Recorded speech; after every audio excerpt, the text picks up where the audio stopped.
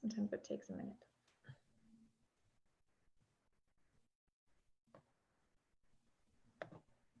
Hello, everybody, and welcome back to the Insiders with Liz and Amber. We are brought to you by Giant TV Niagara, as well as the Spirit Realm Network and soon to be very paranormal.com. So we're very excited today because we've got an incredible guest with us. Sherrie Dillard, who is an internationally renowned psychic medium and medical intuitive, who has given over 60,000 readings worldwide. Are you kidding me? Like, that's amazing. She is a best-selling author of 10 books, including Discover Your Psychic Type, You Are a Medium, and her latest book, I've Never Met a Dead Person I Didn't Like. I love that title. Yeah. Her books have been translated into 12 languages. Sherrie's writing has appeared in national magazines such as Om Times, Huffington Post, Belief.net, and on the Yahoo homepage. She has been featured on radio and made national news and television for her work with police detectives in the Stephanie Bennett murder cold case.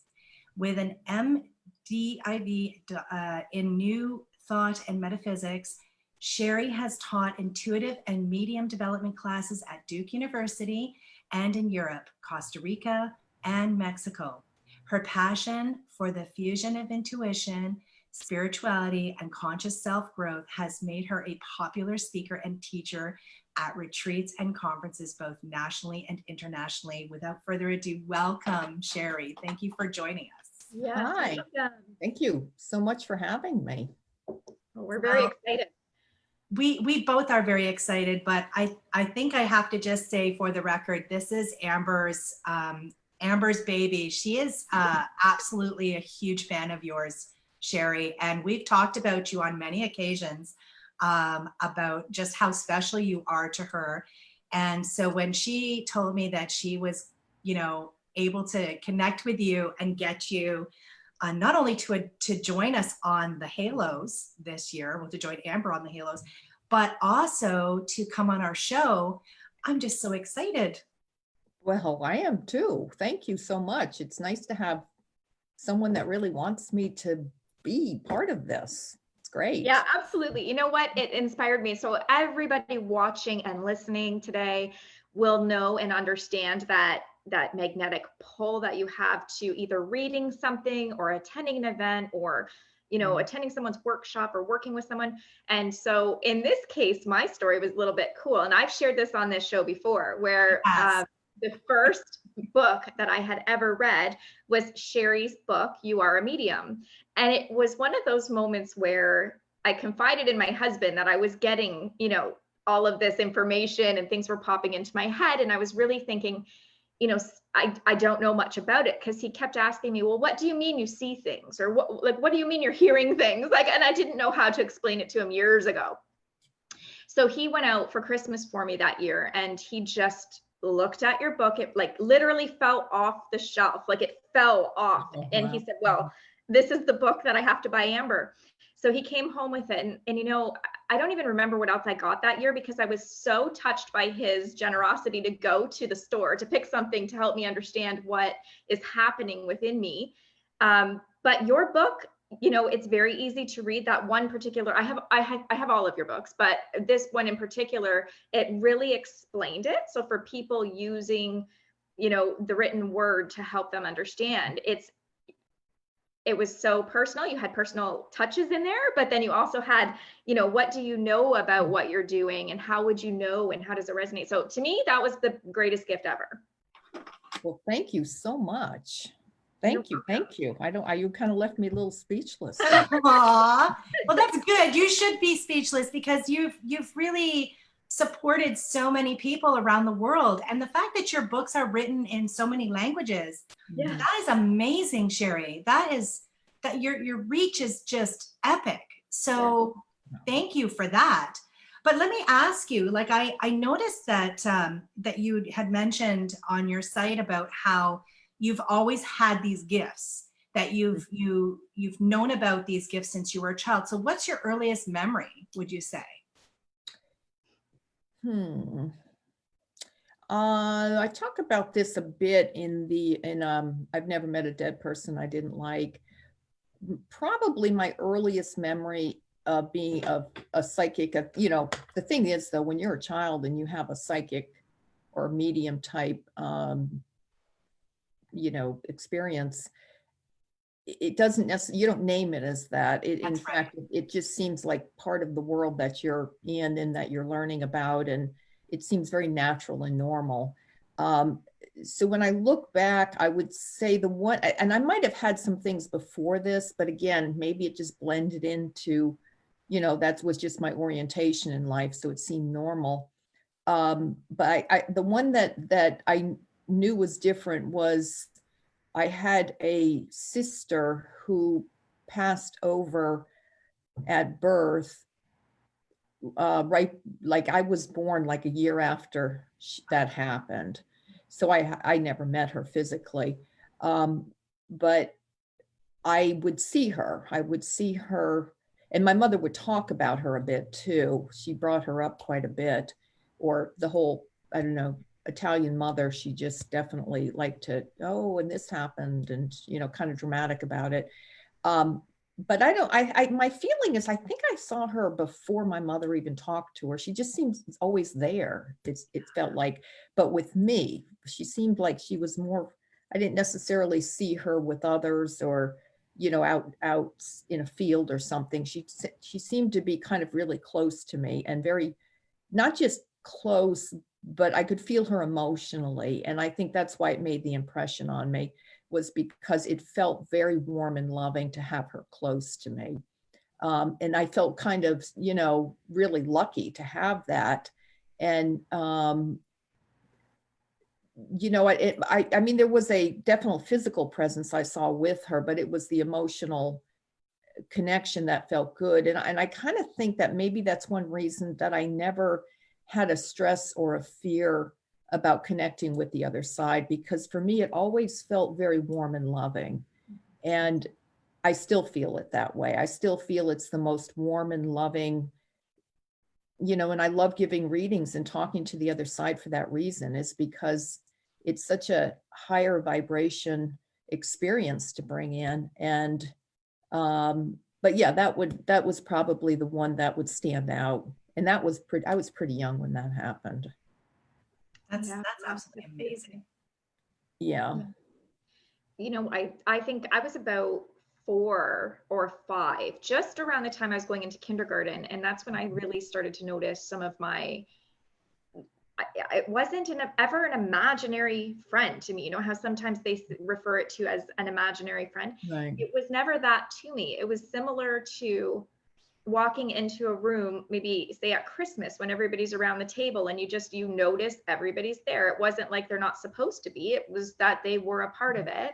So that's how I always saw it as I was growing up. And I think about 4 is my youngest memory of anything. So I'm sure I probably experienced it earlier. But what about you, Liz? When was your earliest memory? Yeah, so like I was just talking in an interview today about exactly this. And my first experience was when I was about around I was probably about 4, between 3 and 5.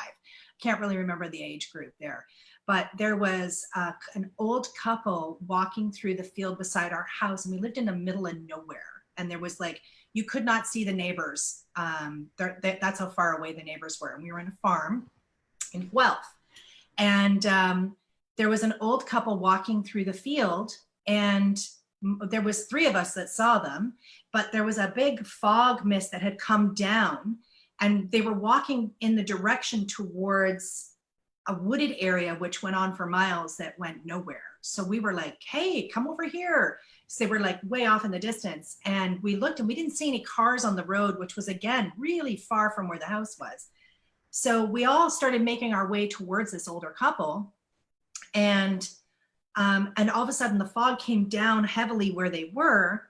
And by the time we reached where they were, that fog lifted and they were gone. And there was nowhere they could have gone to. Like they were very slowly moving. So that was my very first, actual sight. But we were kind of like, I'm kind of leaning towards that may have been like a time slip or something that I witnessed, more than actually connecting with a spirit, if that makes sense. Were you alone or with others? No, I was actually with my father and my brother.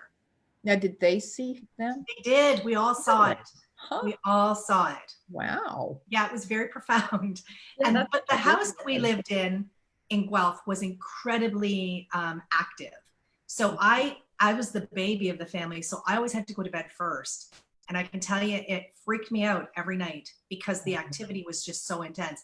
I didn't have the, the non-fearful side of it until I got older. That's when I learned to get over my fears with it. At that time, I was like, what is this? Why are these feelings happening? I didn't physically see spirit, but I could feel them.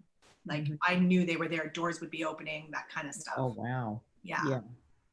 Yeah, that would be frightening as a child. Yeah. Yeah.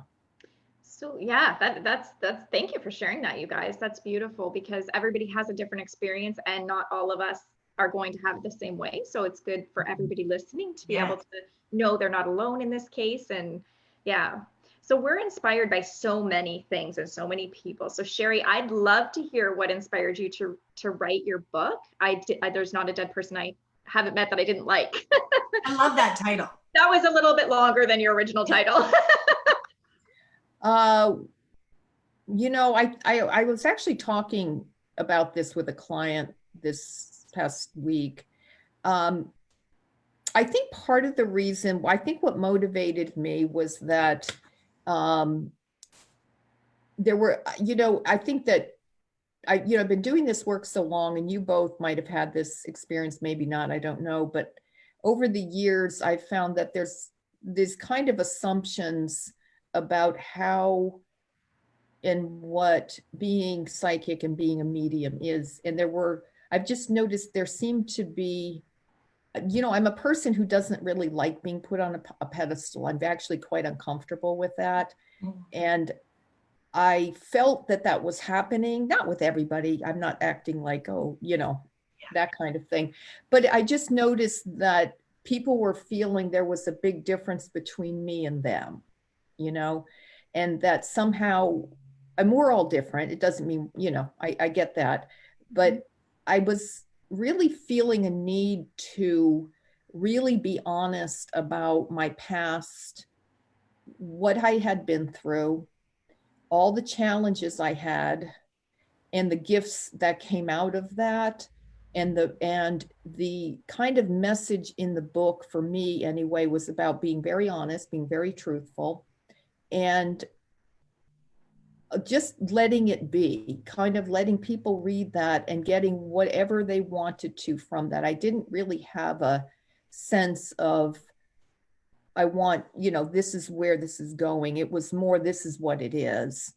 And, in terms of inspiration, I love reading memoirs too. I love reading about people's lives. That's one reason I really like working with people too. I love doing readings. There's something to me very fascinating about people and what they've been through and how we get to where we are. And so that's probably one of my favorite types of reading is memoirs. And so I can't even pick one out because there's so many that I've enjoyed over the years.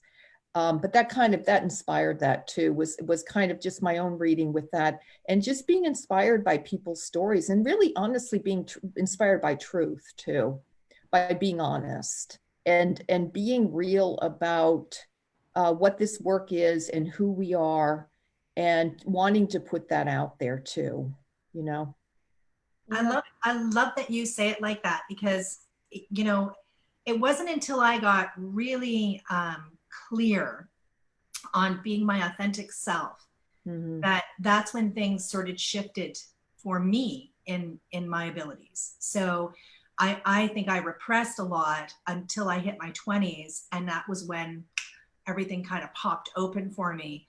But so I love the fact that you say that, and I love also that you experience the same as all of us, right? And that people do kind of see us as something different or magical or whatever. And no, there's nothing magical about it. My belief is, and you guys tell me what you think too, is that all of us have the same abilities. Some of us know how to tune in better than others. What are your thoughts on that? Well, I think what you said is really true. I really feel that being honest is part of the process and being authentic. And I think that's how we get there to that place where, if we can't receive our own truth, if we can't be who we are and express that, we create certain kind of restrictions and blocks within us, within our own energy. And it's really when our energy is most open, most letting go, most free, that's when we start receiving intuitively too. So I think it's a spiritual process. I think that when we get to the point where we are receiving non-physical energy information, whether that's connecting with the other side or being an empath or receiving psychic information, whatever that might be, communication with animals, all of it. I think that we've reached that tipping point where our soul is expressing, our soul is becoming conscious.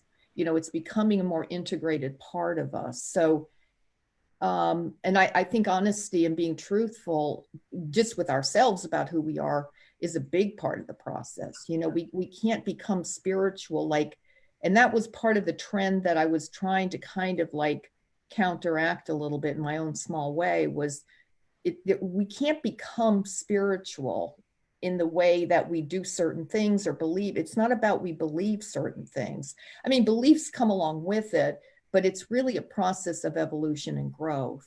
And I think that people that are like myself and both of you and many, many other people who can recall certain things that happened when they were younger and always felt connected to this, I think part of it is just that, the soul survives. And so in past lives, past journeys, wherever we had been as souls, whatever we had been doing, we come into this life at that place where it's more available to us. But I think anybody can get there. I agree. Yeah, I feel the same way. I feel that it's it's work in progress. It's that transformation and evolution of yourself. And I feel like a lot of people can resist that, which might bring up those negative, low vibrational energies that do restrict what you can be able to receive or how willing and open you are to be able to work within that level or that realm. And I feel that no matter what, this is a big thing. And this is why, Liz and I love to chat with you and with others and just between ourselves about this, because having that humanness to ourselves, like being able to share with others that we still hurt or that we still have, grief to experience. We still have learning. We always do. We don't just sit and look like, oh, this is easy. This is easy. We might have different perspectives sometimes because we've already gone through that journey. But I think this is so important because the more I know for myself, since my last evolution or ascension in the last couple months, this has been a big year for me for that. Mm-hmm. It has opened up wide even more. I'm experiencing things in a different way. I'm seeing things I didn't usually see in a certain way during a reading.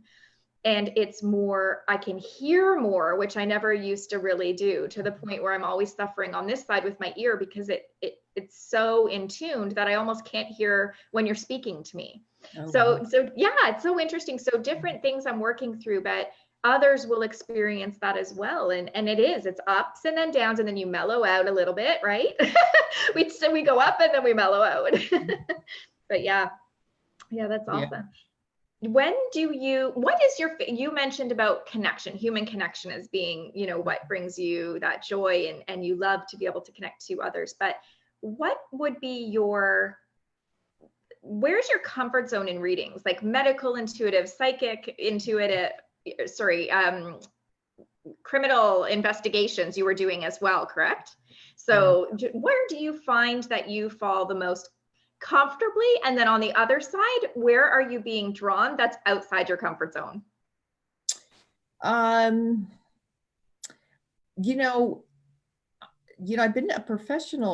been doing professional readings for, I always say it's longer than I like to think I'm old. So Probably at least 35 years or so.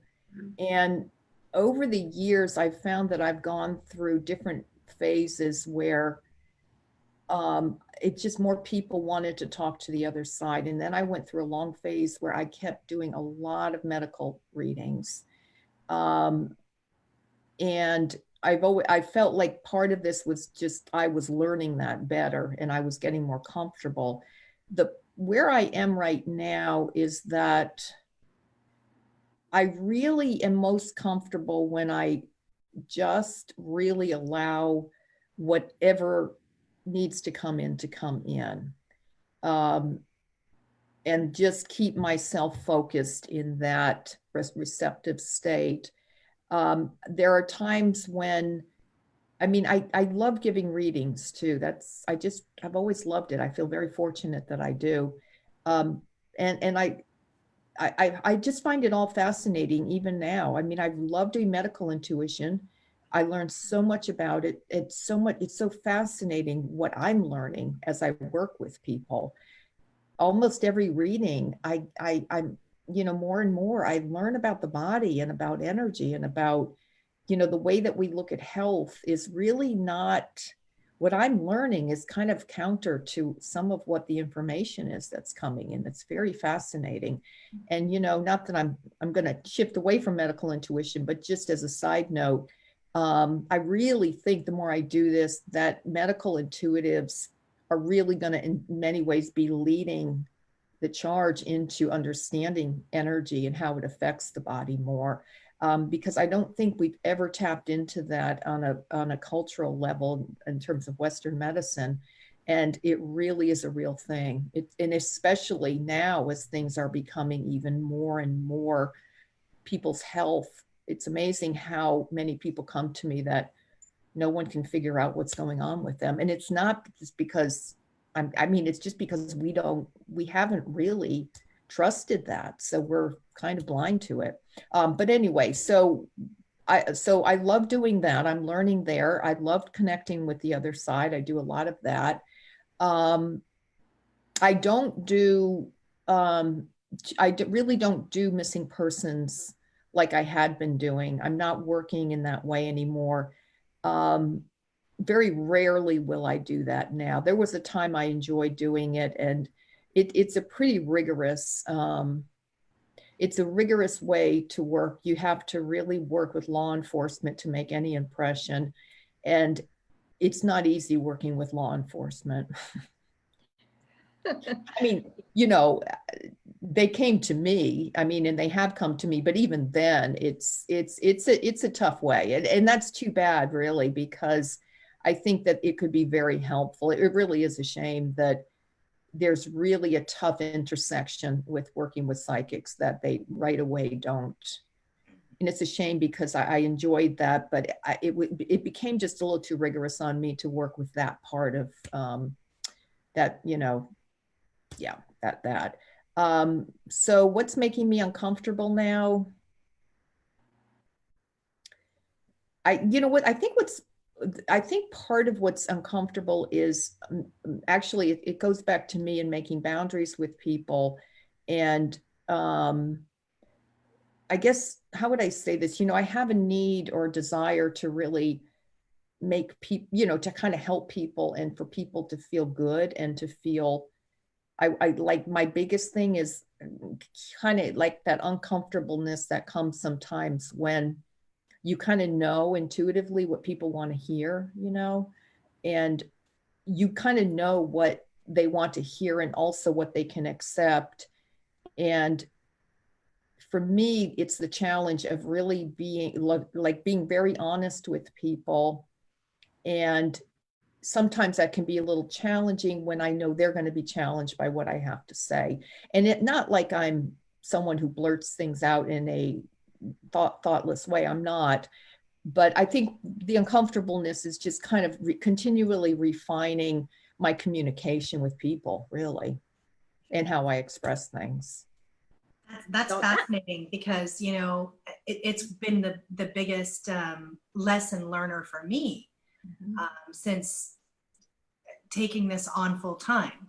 Mhm. is the really honing in my communication skills. But like you, having to be 100% authentic and truthful, but knowing darn well that it's gonna be an ouchie when you say it. And so how do you filter it through your heart in enough of a way that they get the message? But I always, when those moments happen, I know my team is giving me the information that I need to give, but it's that trusting, oh my gosh, like, is this really going to be received okay? And it always ultimately is, but Right. we have that, I guess, our personal side of things is like, oh, that's really profound. Like that's really hardcore truth that they're about to get. And yeah, it can be scary. It can be scary doing this work sometimes, for sure. Yeah.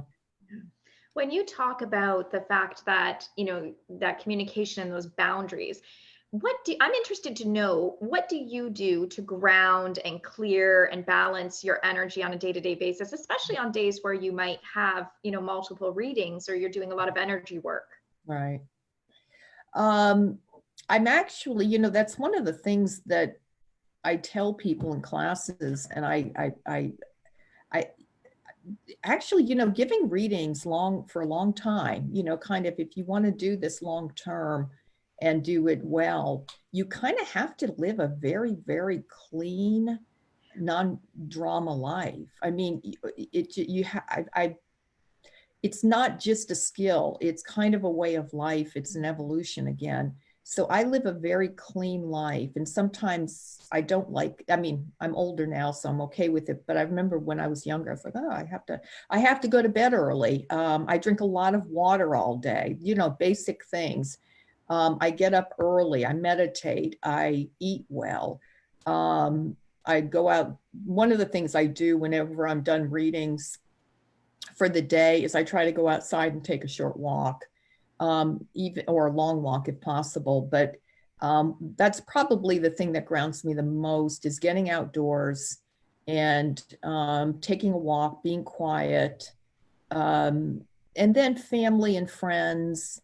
But I think it's not just one thing. It's kind of like the rhythm for me throughout the day is kind of geared towards just a kind of a grounded life in a way, in a quiet life. I mean, I'm a pretty strong introvert, so it's not hard for me to do that, which I feel fortunate for, because that it works for me.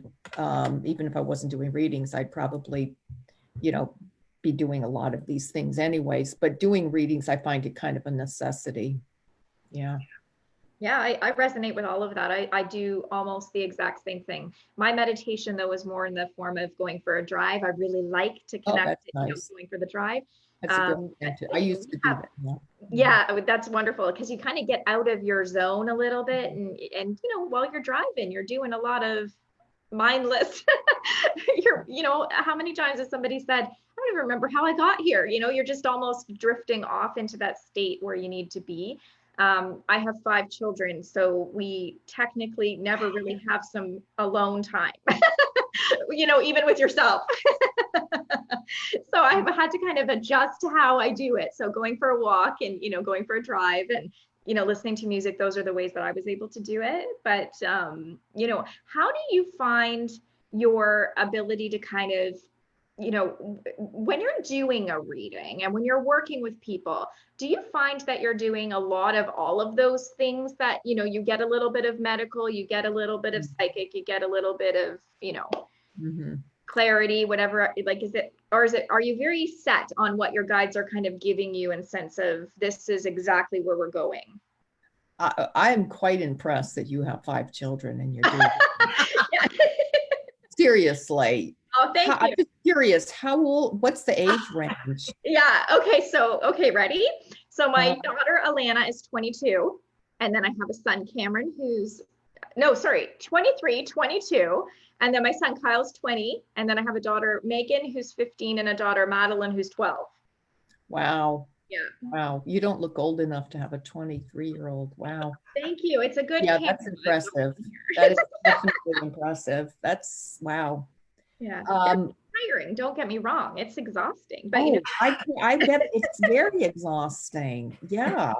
I must have, I'm learning from them. I always think to myself, I'm like, it is exhausting because you're trying to be the teacher, but they're really the teachers. Like they're giving so much back. So sometimes I just sit down, be quiet, and absorb what's going on around me, and then kind of reflect differently. Yeah, I'm impressed. People every once in a while will say to me something like, well, it's really hard for me to be living a spiritual life because I'm a mother too, or I have children. And perfect example of, yeah, integration again. It's not, yeah. But to answer the question, this is what I do. I tend to be someone who, I wrote the book, Sacred Signs and Symbols, and talks a lot about patterns. I tend to like patterns. I tend to like routine and patterns. And so I have a pattern of reading, and I do it. And that's what I do, which is the first thing I do is I always connect with the highest energy that I can connect with for the person. That's usually like a guardian angel or a higher divine presence. That's actually where the most important information I find come in, even though it's funny, at the beginning of the session, it usually doesn't make as big a sense as it does then after the full cycle of the reading. Usually that will come back as a way of, I don't know, it tends to work itself out. So I start off with that. Then the other side starts coming in. I can feel them. I can just feel them. Okay, here they come, and they start. Sometimes I'll try to put them off because I'm still talking about some things that are coming in from this higher place. But boy, they can be strong. They do not like, when they're there, they want attention. So part of it is, kind of working with the other side, because they can get antsy. They can, some want to come in. They're a whole nother kind of individual in a way to work with. But so I'll work with the other side. It depends. Now, if someone just came in, now all they really want to do is connect with the other side, I'll do that. But normally at a kind of a basic reading, and then I'll, as that, kind of wanes a little, we'll go into, it depends on the person. Sometimes I'll go into medical work. Usually in every reading, I'll do some medical, unless the person is really focused in their health, and then I'll do a full medical intuitive reading and a healing session. But again, on a basic reading, it's after I talk to the other side, that's where things are really dependent on the person. And then I just listen to my guides, and usually it'll have to do with basic things, family, relationships, work, things like that. But everybody's different. So wonderful. I just like to hear how everybody does it, because I think it's such a personal thing. And like you say, you like to work with patterns. And I think that, Liz has her way of doing it. I have my kind of way of doing it. So it always fascinates me to hear. Well, I'm curious, what are both your ways of doing it? Liz, hit it. So I'm like you. I love the patterns. I love things to be similar. So I have that grounded kind of, this is the way I do it. So I tend to be open to primarily psychic work, and then the mediumship comes to, like, the loved ones come in normally at the end. For some reason, it's nearing the end of the reading, but sometimes they'll come in, like you said, and they're knocking on that door, and they want in right away. But like you, I tune in. I always explain it to my clients that I am tuning into their guides. So my guides are connecting with their guides, and I'm like the conduit. So I'm receiving the information. That's kind of how they explained it to me. So I'm like the person that can take all that information and give it to you. And so that, like you, I get that information first. But I don't consider myself a medical medium. I consider, like, as an empath, I feel and absorb their pain. Like, so if I'm sitting here and I'm reading somebody and they are, dealing with a hip issue or whatever, my hip will become inflamed. And so I'm like, okay, so what's the deal with your hip? I mean, when are you going to get that sorted? Like that's kind of how it works with me. But I wouldn't consider myself, I wouldn't even consider myself a healer. I've never really felt comfortable in that world. So, but primarily psychic medium is the work I kind of tend to do. What about you, Amber? Yeah, so just recently, like in the last few years, I've noticed that there's only been a few times where somebody's loved one has come the night before or the day before. And usually then I know this is exactly what they need or what they're requesting, and this is where it's going to go from here. But primarily, most of my sessions, this is so cool to me, but I will see the person's physical body, whether it's in person or over video or over the phone, and I can see the color of their aura. So the energy around their physical body, and it kind of relates to me. The colors that I'm seeing are related to a message of where I'm supposed to be going in the session today. So if I'm getting a lot of blue, for instance, depending on the shade of blue, I might think, okay, we're dealing with someone who's got personal boundaries with communication, or they're not living their truth. They've got to kind of get past that. So that's where their guides or my guides are kind of giving me the information on where to go first.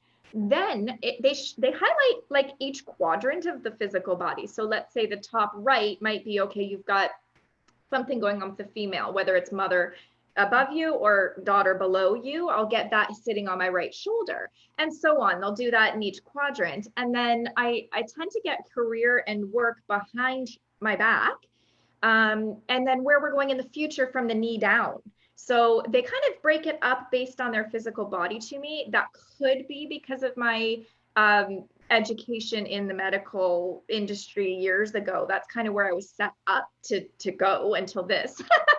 So I think that because I've kind of got where everybody's sitting based on where I know each organ's kind of attached to which issue, I guess, spiritually. So then from there, then I kind of get, yes, that then the people are their loved ones in spirit, or people that are connected to them. So I get a lot of that. I get a lot of, you're here having the reading, and yes, your father's coming through. However, he's also bringing through your best friend's mother who passed 6 months ago and really needs to say this. I tend to get a lot of that happening. So, and then I guess at the end of it, I'm going straight into okay, it's great what we know about the past and what's going on, but what are we doing now, and where do you want to go, and what kind of design do you want for your human experience, and kind of use the insight from there. So, and you both are right, because everybody's different. So there's very clear, sometimes this is generally, and then other times it's very clear. Yeah. Wow, that is really interesting. So I'm just curious, if you don't mind, when you said medical, what were you doing? Okay, so really, I started out where I wanted to be a paramedic, but my mother said something to me, and she said, Amber, would you be able to go to the scene of an accident and potentially deal with if you thought a child was there? She said it a little bit more descriptive, but I thought to myself, you know what? She knows me, and I know that I wouldn't be able to do that. Not on a date, like I could have done it for a year or 2 years, but not longer. But I also had been getting in towards like nursing and doing nursing stuff and support worker. And I have a certificate in palliative care. So I did a lot of working with people while they were transitioning to the other side.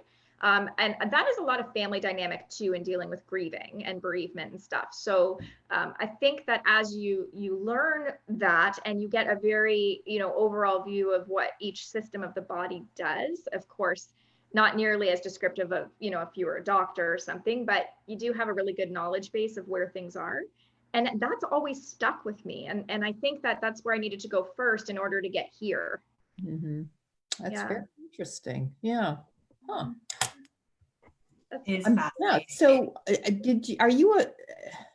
just curious based on this, you must have been, you did the quiz in the book, You're a Medium, didn't you? I did. Yes. Are you pretty equal on all? I am equal. Yeah, I was like, oh no. Yeah, that's my sense. The way you're talking is that, that's very good. I could feel that. Yeah, no, you got that for sure, because I did it and I was like, wow, I'm getting almost all of the 4. So yeah, I definitely, And that's the optimum, really. That's what you want. Yeah. yeah, Liz, I have to show you this, and you got to Yeah. take this quiz too, because it's so cool. It really does kind of try to hone you into where you go. And you do explain that in your book, that you could have, all of them, you Yeah. And that might is, not just be able to say one is your main one, right? yeah. Yeah. You kind of want to be more equal. Yeah. So yeah, I tend to get that. Yeah. Very good.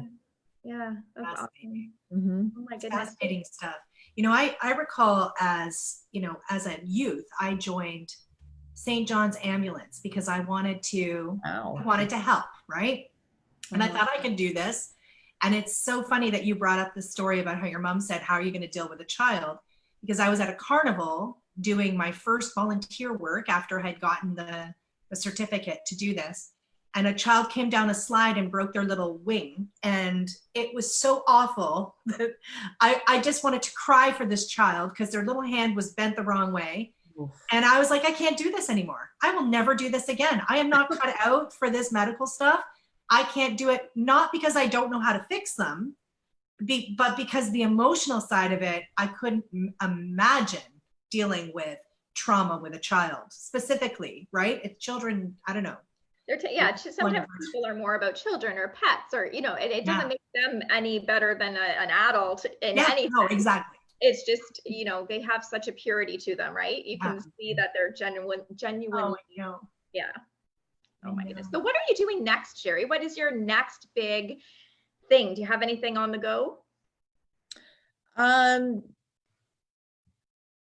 I mean, there's always stuff swimming around there. I think that, I did recently move. I'm pretty focused right now in, one of the things I enjoy doing is kind of doing some renovation work too. So actually, I'm a little focused in that, but I'm always obviously focused in I'm kind of hungry to get back to some of the writing and other things because I've been more focused in moving and all. But I've got some things I've been just toying with, writing a little bit.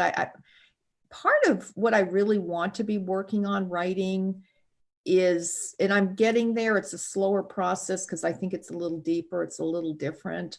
But it's really about looking at our psychic ability, medium ability, whatever we want to call it, empath, our sensitivity to energy, and understanding it better as a tool, a conscious kind of something that we can make and integrate into our conscious lives.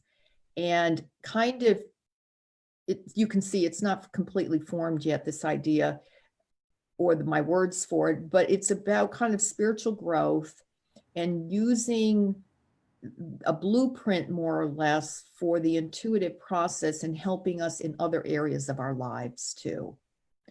Again, because one of my big things is, and I've always felt this way, I remember feeling this way as a kid even, was one of my stronger drives is about not putting this in the corner and being different or being special or being woo-woo or something like that. My bigger drive is about using this and recognizing this as a reality of life for everybody and embracing it in that way, so that however it surfaces, it doesn't mean everybody's going to be a psychic or everybody's going to be a medium. Just like I'm not going to be a doctor and I'm not going to be an attorney, I'm just not going to, it's not going to happen. But that doesn't mean that, we can't use these tools or we can't understand this as a sense that we all have, even if it's not going to be expressed in the form that we psychics are expressing it. So somehow something's going to come of this. You can see it's not really formed yet, but that's kind of where things are moving for me. I love it, and I can see it intuitively coming to you, and I can feel that I've been there where I'm like, okay, this is something. I'm just not sure where it's going to land or what's going to come of it. So yeah, I'm just excited for anything you're doing because you are so open to receiving and really sharing what you have experienced or what's coming or the messages with everybody else too. So we're grateful for you for that. You know, let me ask you both a question, because you're in Canada. See, I'm in North Carolina in the US, which is a little bit more, we used to call it the Bible Belt here, and it still is a bit like that. You know, very much more Christian traditional Bible, you know, and I come from a religious family, so I had that ingrained in me too. I'm just curious though, how is it in Canada? Is it something that is readily accepted and more mainstream? As in psychic medium? Yeah. Yeah. So I would say probably in the last 10 years, things have really shifted, and that I don't feel embarrassed. I can remember there was a time where I would feel very embarrassed to say, yes, I'm a psychic. I would never tell people that. I kept that very quiet, probably till my late 30s. It was kind of word of mouth, you know, like it was like an underground kind of thing. But now it's kind of normal, and it's easy. We don't have the extreme, like the Bible Belt. We don't have that here in Canada. But there's like obviously strong religious groups, but it's not like how I understand the Bible Belt to be. Right. So like I grew up in an Anglican church, you know, but I've always had, you know, parents that were, you know, you believe you follow your dreams, you follow what your, you know, here's the foundation. So God is very important to me, but I don't feel the necessity to do the church thing, if that makes sense. Right. Yeah, I feel the same here in Canada. I mean, in Ontario specifically, we're very, you know, spiritually engaged, I guess. There's a lot of people in our area that are either have been practicing or are up and coming. And I think there's a lot of people, even, you know, growing up Roman Catholic, that have come, you know, to see me specifically. I can't speak about others, but when they get there, there is that kind of, should I be here? Shouldn't I be here? Kind of thing. So, I mean, I just kind of take it and say, well, let's just have a conversation, and wherever that leads you, you know, and I think for the most part, they leave feeling good. But I think there's a lot of discrepancy between, you know, do I go home and tell my family that I came to see somebody or what? So there still is that kind of, am I doing okay based on my religious beliefs and upbringing? Or am I okay to just be a human experiencing something and going within to kind of learn more about me, or like in the sense of themselves? So there is kind of more of an acceptance, like Liz says, but not nearly as, you know, it's not kind of, you know, hush hush around here anymore. Right. And I'm curious, Sherrie, for you, growing up in that environment, how were your gifts received? Well, you know, I actually grew up in New England. I grew up in Massachusetts, and so that's my father's family was actually from Canada. Oh. My grandfather lived his whole life in Canada. So I had that influence too. It wasn't till I got older that I came down here to North Carolina. So I really grew up in an incredibly liberal family. My mother grew up in Brooklyn in New York City, and my father, like I said, his family was from Canada. So it was when I got down here that it was actually kind of, you know, it's really different. I mean, now it's better than it was. And I always have tended towards more open-minded cities, but it's still something that I wouldn't say it's at the level that you two are talking about here by any means. Yeah. Well, that change will come. That'll come eventually. Yeah, for sure. I think, you know, just more people are ready. I think right now, 2020 has been kind of one of those years that makes history, right? So one of those, you know, years that we have to really kind of look and say, what's important, what's not important, how can I change, how can I survive, how can I move forward?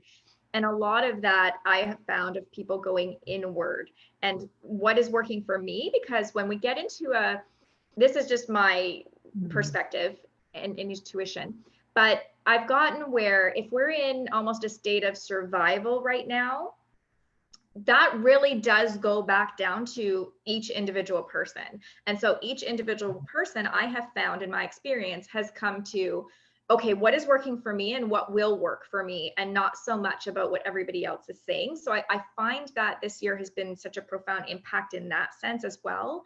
So I think that it'll spread, like it'll just keep kind of trickling down and out throughout, you know, all of the areas. But yeah, I think it's nice to see what each individual geographic area is doing, you know. I think as well, spirituality is becoming like a religion, you know, Yeah. it's spreading throughout the world like a religion. Yeah, it really But is. it's an internal religion. So interesting, you know, thoughts and interesting conversation though. Absolutely. So yeah, so we've got some exciting things coming up, guys, that we're working together on. Amber, why don't you share? Yes, so October 3rd, the Spiritual Excellence Halo Awards, and Sherrie is a featured speaker. And so I'm just excited that you're going to be doing this. Liz, you were going to ask about what she's doing. Yeah, so I was going to ask you, Sherrie, do you have a little sneak peek on what you're going to be discussing at the Halos? Yes, I am going to talk about everybody, like psychics, mediums, people that go to psychics and mediums, people that are interested in trying to develop it more. I'm going to kind of embracing everyone that has any interest or any kind of just open-minded about this, and just helping them to see how whatever you bring to this is a contribution. That is like the perfect thing for what this stands for to me. When I was inspired, again, a lot like you, like intuitively, like you've got these kind of things filtering in and you're not sure how they're going to go. So when I got this vibe for the Spiritual Excellence Halo Awards, my thought was not so much on the award aspect of it. It was, how can I bring everybody in this industry together and really use it as an opportunity and platform to hear everybody's unique stories, the way that they influence spirituality, and also, what can we do for that solidarity, collaboration, and really educating others who are either in it or wanting to know more about it. So that whole topic is really the essence, you've captured it, of what I was hoping to do and achieve each year with this. And so that I'm excited. And if you want to check out Sherrie, then you just, there's more information on Amber-Price, the Halo Awards. What is that? Amber-Price.com Halo Awards. That's what it is. So you'll get more information there on Sherrie, how you can find her website and social media contacts, as well as where to get your tickets to see all of these beautiful talks. It's going to be so amazing. I cannot wait. And you're such an icon, Sherrie. And I know you don't like to be flattered. I know, look at your face. You're like, don't, just stop already, Liz. Just stop. But no, you got to take it. You got to take it. You've changed a lot of lives. So you know what? Let me just say this. I think you two are phenomenal. I really do. I mean, you have 5 children, and you're doing this work, and but the Halo Awards is just a brilliant thing. It's kind of amazing. It really is. And that was the thing, that this is where I mulled on that thing for probably 18 months. And finally, one day I just woke up and started doing what I needed to do on the computer. And then I remember saying to myself, I guess I'm doing this today. Like, today's the day, right? Did it? Yeah. We're kicking you in the butt because you had all this time and you haven't done it. So now guess what? You're doing it today. And it came together beautifully. Like, everybody is receiving this so well. And I'm so happy to hear you also feel that way, because it really is something, and it's taken off. I mean, we've had, the first year was last year, and it had 14,000.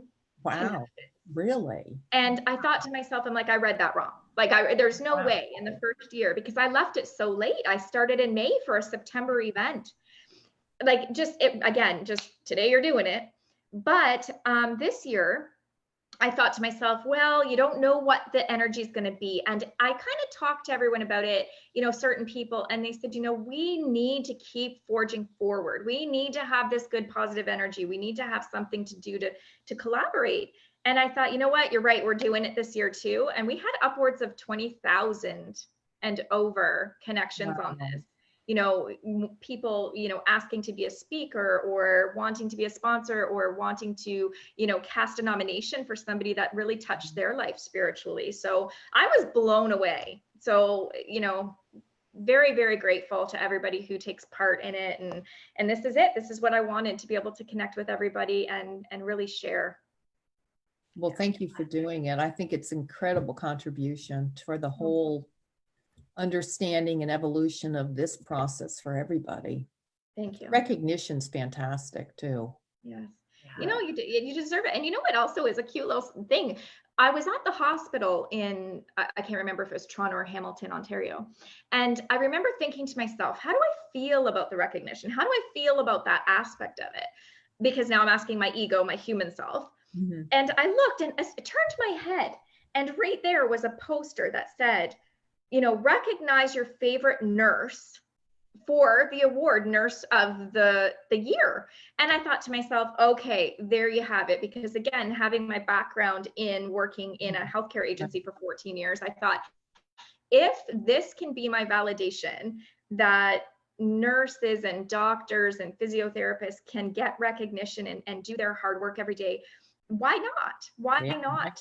So that's kind of where I got that. Okay, here we go. Everything's falling into place. Yeah, no, absolutely. I agree. Yeah. Should be. Yeah, definitely. It takes a lot of hard work. It takes devotion, dedication. Absolutely. Yeah. I remember when you approached me and said, I have this idea, Liz, and I'm thinking of doing this. And I was just like, what? This is amazing. Do it. And then you did it. And I'm like, you did it. You just did it. And that's like a great motto for everyone to take home with them. It really is. Just do it. Like every book you've written, Sherrie, you just had to do it. You felt the inspiration and you just had to do it. It's like Psychic Kids with me. Psychic Kids United, I had to just do it. I didn't think about it. I just had to do it. It's just how it goes. So I think that's a great way to cap the show and to thank you so much for joining both of us. Oh, well, thank you so much for inviting me. I can't wait for the award night too, October 3rd, correct? October 3rd, yes. Yeah, it's going to be exciting and fun, and I'm definitely going to be watching. Yes, absolutely. Absolutely. And we will definitely get you up in Canada at some point for something as soon as it's safe to do so. Yes. Right. Mm-hmm. Yeah. Wonderful. Right. Thank you. And, for the listeners out there, we'll make sure, and the viewers, we'll make sure that you know how to find Sherrie so that you can connect. And then I'll also post the link, because I butchered that, but I'll post the link for the halos as well, where you can find the ticket sales there. And we'll go from there. So thank you both, beautiful souls, and we will be in touch. Yeah, thank you so much. Bye. Bye. Bye.